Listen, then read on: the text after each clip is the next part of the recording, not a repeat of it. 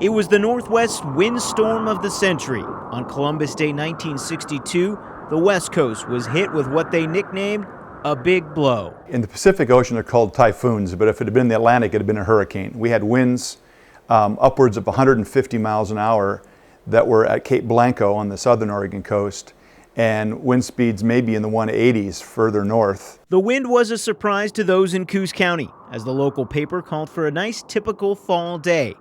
The weather they got was epic and historic.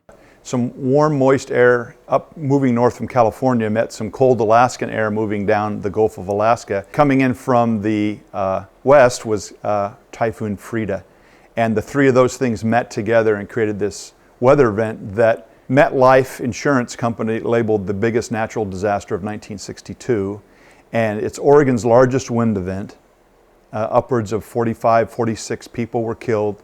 4 were killed in Coos County alone. Steve was in 3rd grade at the time, and he remembers well the devastation the storm caused. I heard bits of the roof start coming off or windows that were crashing with things flying into them. Most of us remember crossing down power lines and trees that were in the road, and it was a tough struggle to get home. One of the tragic stories in the Coos Bay area, a school teacher that didn't make it home that day. One of the ladies that died was a teacher who was going home, who was stopped on the road because a tree was in the road, and her husband went out to investigate, and while she was still in the car, another tree crashed on the car and killed her. 50 years later, and no storm has knocked the barometer as low as it was that day. It was like 28.42, which has never been topped. Steve says the storm taught a lot of people in Oregon about being prepared, but he hopes it's another century before this state sees anything like the winds of Columbus Day 1962.